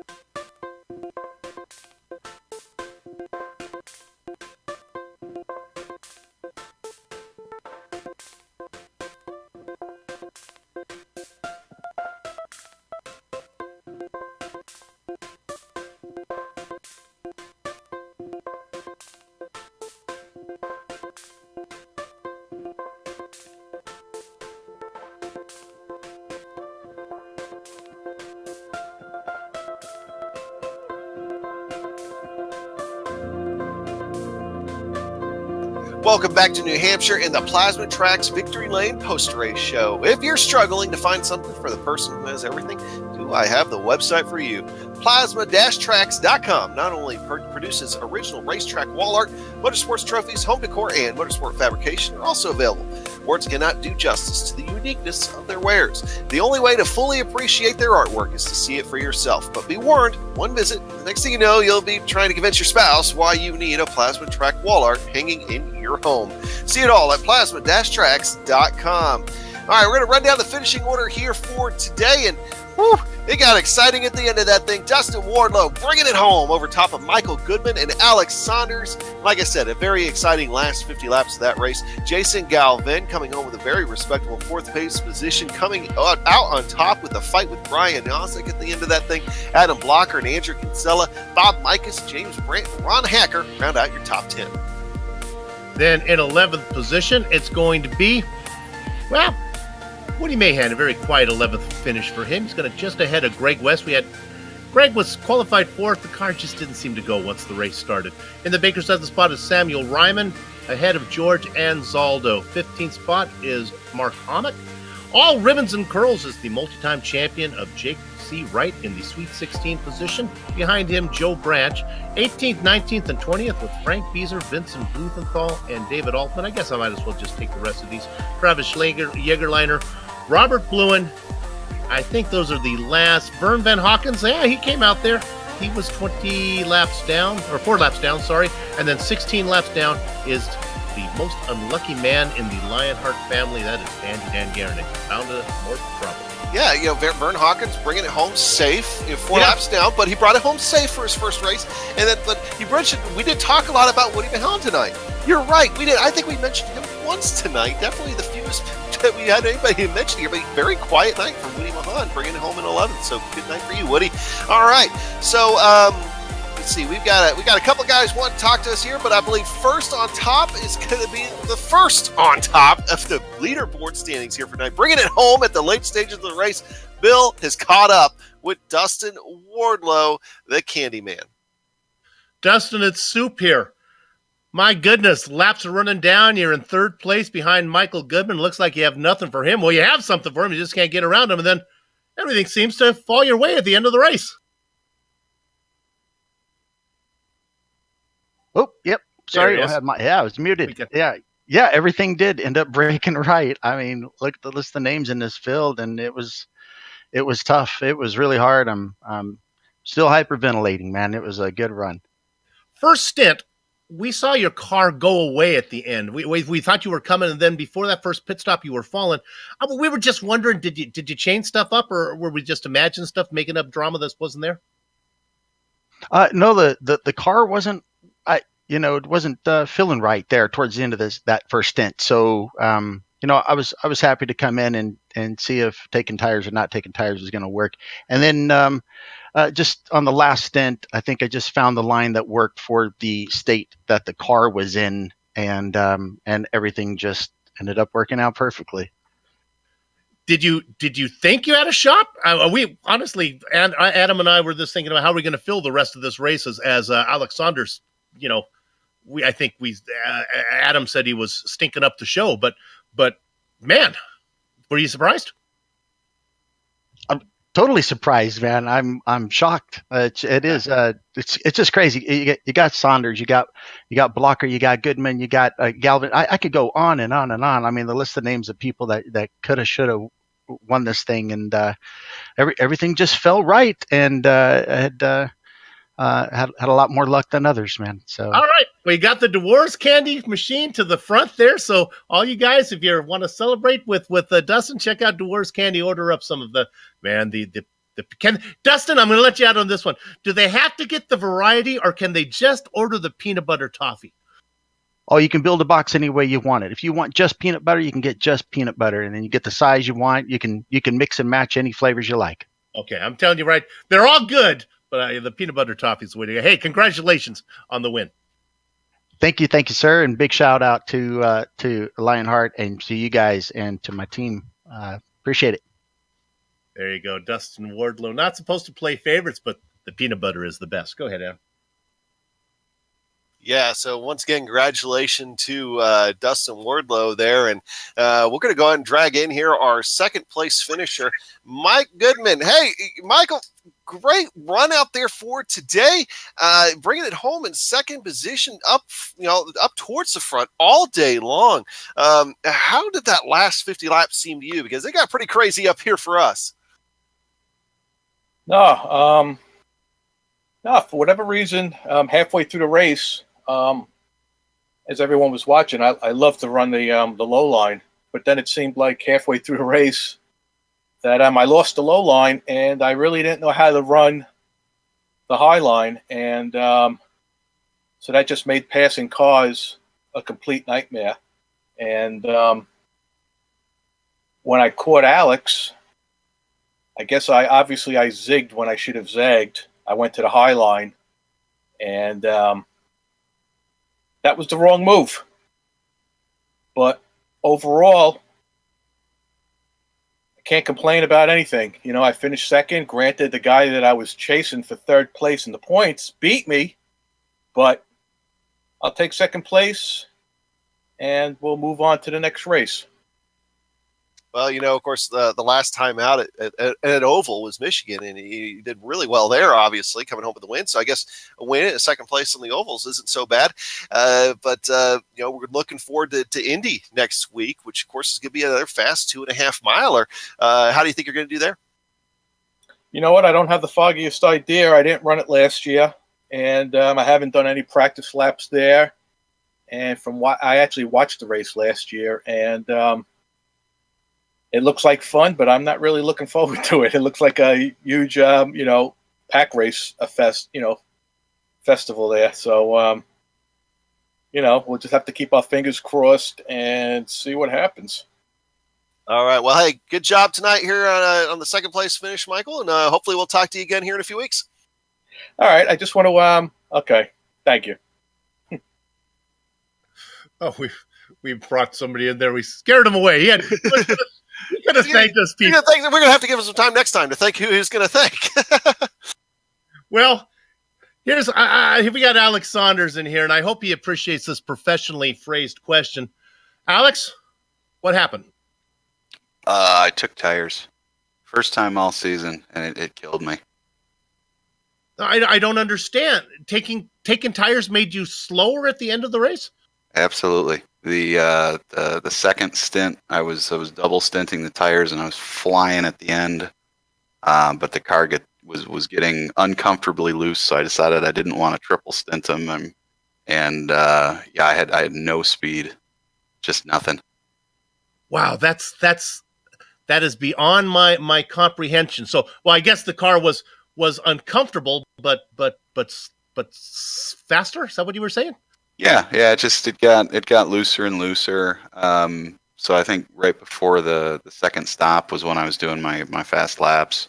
And you needed the speed, because otherwise you just got stuck behind the lap cars in the traffic. So, you know, I was just watching those guys reel me in from way too far back to be giving it up. And just I couldn't make any headway on those guys in front of me. And yeah, you know, it's stressful watching that big lead evaporate, and then they caught me and blew right by me. Yeah, they were coming. Did you obviously you knew you were in trouble? Were you doing the math and said, okay, I can get there, or did you think, uh-oh, I'm in trouble? No, I was pretty sure I was in trouble. I mean, it would have been one thing if I was still, you know, making headway through the lap cars, and, you know, they'd have more traffic to deal with, but I got stuck behind that one pack, and, you know, that was kind of it. I couldn't get the car to turn at all. Okay, well, I'm going to tell you right now, I've done a lot of these broadcasts. This is absolutely the first time I've ever heard somebody say, they lost the race because they had fresher tires. So I am learning. Alex, thanks for that one. And sorry about this, but you're still in the hunt for the championship. So let's see what you can do at Indy. Yeah, thanks, guys. I love learning stuff. I feel like I've been watching a good episode of Sesame Street. And with all the things that we guessed, we wouldn't have guessed it was, he slowed down that way because he took tires. Yeah. But hey, real quick, we're going to talk to our fourth place finisher here for today, Jason Galvin. We got a quick minute for you here for Jason. Got pretty intense there the last little bit of that race, but it seemed like you were in the thick of it all race long. Yeah, Adam, that was a good race for us. Really excited for our team. I told Dustin before the race that this was his night, so I couldn't be more stoked for him. He's probably my best friend in real life, and for him to come out here and win the way that he did there was pretty cool. We had a great car all night. I felt like we had a really good chance to win the race. Had things kind of played out differently, but there was a lot of issues I think a lot of people have with some lap traffic, and we'll just leave it at that. And fun little, I don't know if you guys caught it, fun little battle with Brian there at the end. I know they were racing for the lead, but Yazek and I had a nice little battle for those last 5 laps, and Brian raced me real clean. So I appreciate that, and we'll take the 4th and move on. Yeah, and I was going to ask you about the lap traffic, but you answered it for me. So, hey, Jason, we'll go ahead. We'll see you at Indy. Out there. Hey, man, we did catch that battle for you both with Yazek, but hey, man, we'll catch you at Indy, and hopefully you have a good day there. All right, Adam, thank you. Indy, I was 300 feet from winning Indy last year, so I'm looking forward for redemption. All righty. Well, hey, 300 feet, that's a long way at Indy, so hopefully you make that up here for this year. All right, Jason, have a good night, man, and I want to tell everybody, hey, have a good night. That's right. We're going to wrap this thing up, but before we do, well, the action, of course, is over for now, but when it's time to go sim racing again, nothing is going to beat the feel of a true hydraulic braking system from HPP Simulation, designed and manufactured in the USA on state-of-the-art CNC equipment. HPP's hydraulic pedals and their accessories set the standard for simulation racing. For more information, please visit hppsimulation.com. Haptic Immersion is not a heavy metal band out of Minnesota. No. It's what you get if you order a butt kicker product. It adds instant immersion to any game. Unlike a subwoofer that moves air and loses accuracy, butt kicker products move actual mass. And you know what that gives you? Haptic immersion, and that's powerful and accurate. Butt kicker products add that missing driver-to-car connection, bringing more realism and immersion to your sessions. See all the family of butt kicker products at thebuttkicker.com. Use this promo code LION20 to get 20% off your order. And, of course, we also want to give another mention here to the Sim Pit, an entertainment channel dedicated to sim racing. Its focus is to bring you news, reviews, and information from around the world about sim racing hardware and software. It also focuses on what it takes to be a better sim racer, instructional video, and how-tos that will help your performance in the virtual track. Check it out at thesimpit.com. And if you want to contact any of the sponsors you see on your screen right now, go ahead and head on over to LionheartRacingSeries.com, click on 2018 sponsors, read or scroll to the bottom where you can click on the company logo. And on the screen now are just some of the companies, equipment, and software that made this broadcast possible.